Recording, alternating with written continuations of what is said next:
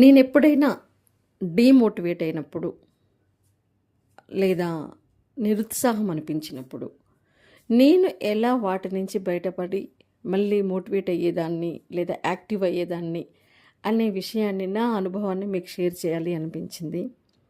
నిజానికి జీవితంలో ప్రతి ఒక్కరు కూడా ఏదో ఒక సమయంలో డీమోటివేట్ అవుతూ ఉంటాం. ఒకేసారి ఉన్న స్థితి నుంచి తెలియని వేదనలో పడిపోతాం. అది బాగా చదువుతున్న వాళ్ళైనా కావచ్చు, ఏ విషయంలో అయినా కావచ్చు. నేను కూడా కాంపిటేటివ్ ఎగ్జామ్స్కి బాగా ప్రిపేర్ అవుతున్న టైంలో, మామూలుగా చదువుతున్న టైంలో ఒక్కొక్కసారి మనల్ని మనం ఎంత మోటివేట్ చేసుకుంటున్నప్పటికీ కూడా, ఎంత జ్వలింప చేసుకుంటున్నప్పటికీ కూడా తెలియని ఆవేదన ఒక్కొక్కసారి మనల్ని కమ్మేస్తుంది. అది నేను ఫేస్ చేశాను చాలా సందర్భాల్లో. అది సహజం కూడా. ప్రతి ఒక్కరు కూడా ఫేస్ చేస్తారు ఏదో ఒక సందర్భంలో. సడన్గా తెలియని ఒక ఫ్రస్ట్రేషన్, ఒక బాధ, ఒక నిరుత్సాహము. అప్పటిదాకా బాగా చదువుకుంటారు, అంతలోనే మళ్ళీ నీరు గారిపోవడం. ఇలా కొన్ని రకాలైనటువంటి ఫీలింగ్స్ని ప్రతి ఒక్కరు ఫేస్ చేస్తారు. నేను ఫేస్ చేశాను. అయితే వాటి నుంచి ఎలా బయటపడతాము, మనము ఎంత త్వరగా బయటపడతాము అనేది చాలా ఇంపార్టెంట్ ఇక్కడ. మీరు చాలా అదృష్టవంతులు నిజానికి. ఎందుకు అంటే మిమ్మల్ని గైడ్ చేయడానికి, మోటివేట్ చేయడానికి ఇప్పుడు చాలా ఉన్నాయి మీ చుట్టూ కూడా. ఇలా వీడియోస్ కావచ్చు, మీకు చెప్పేవాళ్ళు అంటే ప్రతి ఒక్కరు కూడా వాళ్ళ యొక్క అభిప్రాయాలని, ఇలా వాళ్ళ అనుభవాలని మీకు చెప్తున్నారు. చాలా మోటివేషనల్ వీడియోస్ మీరు వింటున్నారు. మీడియా చాలా అందుబాటులో ఉంది. మంచి మంచి బుక్స్ మీకు అందుబాటులో ఉన్నాయి.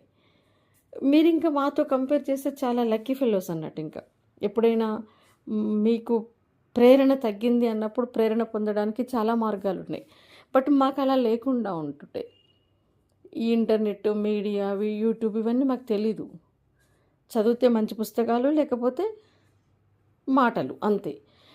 అయితే నా వరకు నేను ఎలా ప్రేరణ పొందేదాన్ని, ఎందుకంటే నేను మనిషినే కదా, మీలాంటి సిచ్యువేషన్స్ నేను ఫేస్ చేశాను కాబట్టి నేను మీకు చెప్పగలుగుతున్నాను. దాదాపు నేను ఫేస్ చేసి వాటి నుంచి వచ్చినటువంటి అనుభవాలని నేను మీకు చెప్తున్నాను. అయితే నేను ఎప్పుడైనా డీమోటివేట్ అయినప్పుడు నాకేమనిపించేది అంటే, చాలా వరకు నన్ను నేను మోటివేట్ చేసుకోవడం అనేది నాకు చిన్నప్పటి నుంచి అలవాటైంది. ఒక విషయంలో నేను ప్రౌడ్గా చెప్పుకుంటాను, నాకు కూర్చోబెట్టి నన్ను మోటివేట్ చేసే అవకాశాన్ని నేను ఎవరికీ ఇవ్వలేదు. అంటే అంతగా నన్ను నేను నిరంతరం మోటివేట్ చేసుకుంటూ ఉండేదాన్ని. చిన్నప్పటి నుంచి కూడా వివేకానంద స్వామి బుక్స్ బాగా చదివేదాన్ని. మా అన్నయ్య బాగా తీసుకొచ్చేవాడు ఇంటికి. ఎందుకో నాకు ఆ కొటేషన్స్ చదువుతుంటే నాకు తెలియని ఒక ప్రేరణ అనిపించేది. నాలో నాకు ధైర్యం, ఒక మనోబలాన్ని నింపినవి ఫస్ట్ నాకు అవి అని నేను చెప్పొచ్చు. అయితే మంచి పుస్తకాలు చదవడము అనేది నాకు బాగా అలవాటుగా మారింది చిన్నప్పటి నుంచి కూడా. మేము చిన్నగా ఉన్నప్పుడు, ప్లస్ నేను కాంపిటేటివ్ ఎగ్జామ్స్ ప్రిపేర్ అయ్యేటప్పటి వరకు కూడా విజ్డమ్ అని ఒక బుక్ వస్తుండే అప్పట్లో మార్కెట్లో. ఒక చిన్నది 2 రూపీస్ ఉంటుండే ఫస్ట్ స్టార్టింగ్ దాని కాస్ట్. అందులో మంచి మంచి కొటేషన్స్ కింద వరుసగా ఇస్తుండే వాళ్ళు, కింద పేజీ కింద లైన్, ఓకే, ప్రతి పేజీలో ఒక కొటేషన్. అవన్నీ నేను సేకరించుకొని పెట్టుకునేదాన్ని. అలా వాటిని చదివి నేను ప్రేరణ పొందడం అనేది నాకు చిన్నప్పటి నుంచి అలవాటైంది. కానీ నేను కాంపిటేటివ్ ఎగ్జామ్స్ ప్రిపేర్ అవుతున్న టైం కావచ్చు, అప్పటికే పెళ్ళి, పిల్లలు, అంతకంటే ముందు కూడా, పెళ్ళికి ముందు నుంచి కూడా చదువుతుంటాం కదా. సో నేను కూడా సడన్గా ఒక్కొక్కసారి బాగా డిమోటివేట్ అయిపోయేదాన్ని. ఒక తెలియని ఫ్రస్ట్రేషన్ అనిపించేది, తెలియకుండానే ఏడుపు వచ్చేది, ఏదో ఒక రకమైన వేదనామయమైనటువంటి ఒక జోన్లోకి వెళ్ళిపోయేదాన్ని. మరి నేను ఎలా బయటపడేదాన్ని అంటే,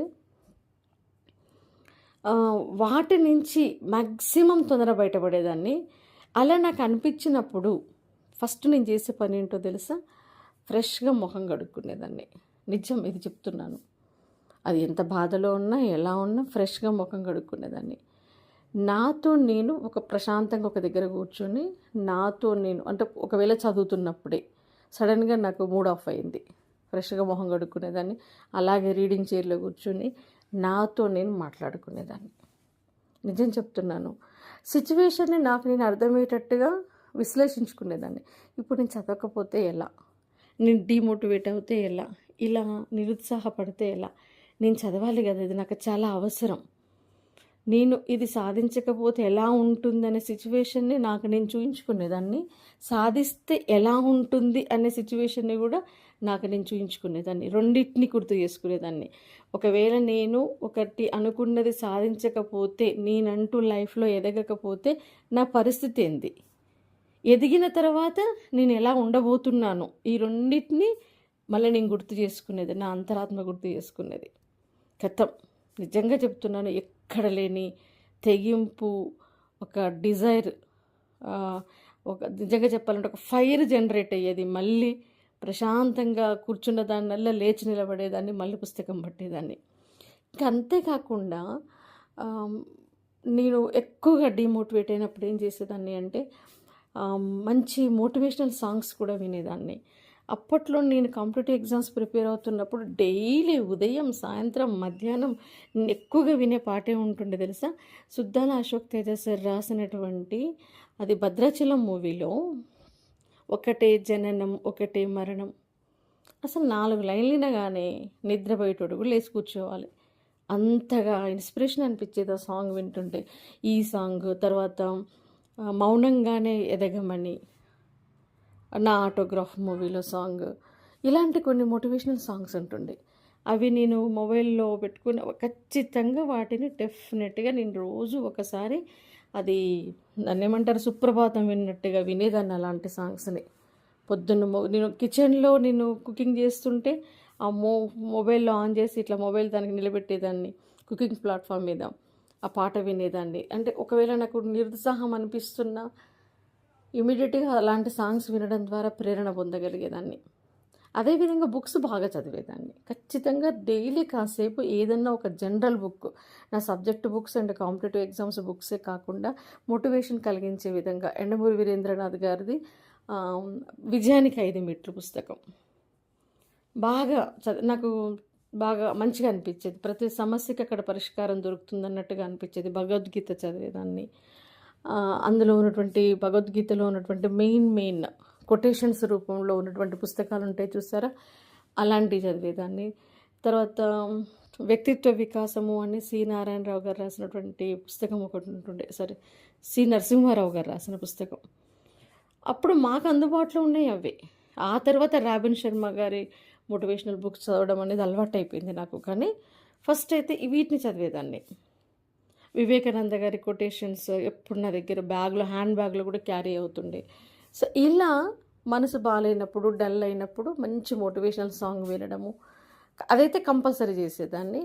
అండ్ బుక్స్ కాసేపు డైలీ కాసేపు ఏదో ఒక బుక్, జనరల్ బుక్, ఇలాంటి మన వ్యక్తిత్వాన్ని మనం డెవలప్ చేసుకునే పుస్తకాలు ఖచ్చితంగా నా దగ్గర ఉంటుండే. నేను ఎవరికైనా గిఫ్ట్స్ ఇచ్చినా కూడా అవే ఇచ్చేదాన్ని. సో అది కొంచెం చదివి నాతో నేను మెయిన్గా నాకు నేను ప్రేరణ అని చెప్పొచ్చు. మన పేరెంట్స్ నాకు చదువుకునే అవకాశం ఇచ్చి, నిజంగా చెప్పాలి అంటే నాకు మంచి ఇంట్లో పేరెంట్స్ నుంచి, మా సిస్టర్స్ నుంచి, మా ఫ్యామిలీ మెంబర్స్ నుంచి నాకు మంచి మోటివేషన్ ఉంటుండే చదువుకోమని. పెళ్ళి అయిన తర్వాత మా హస్బెండ్, మా పిల్లలు ఈ లైఫ్లోకి వచ్చినాక కూడా నేను అదే టెంపోని కొనసాగించగలిగిన, ఆ ప్రిపరేషన్ విధానం ఏదైనా సరే. కానీ అప్పుడప్పుడు మనం డల్ అయిపోతుంటాం. ఒక్కొక్కసారి మన పేరెంట్స్ మనకి ఎంత మంచి లైఫ్ ఇచ్చినా కూడా వాళ్ళు కష్టపడుతుంటారు చూసారా, ఆ కష్టాన్ని చూసి కూడా మనకు బాధ అనిపించి ఒక డీమోటివేట్ అయిపోతాం. ఏదో ఒక తెలియని బాధలోకి వెళ్ళిపోతాం అమ్మని చూసినప్పుడు, నాన్నని చూసినప్పుడు ఇలా.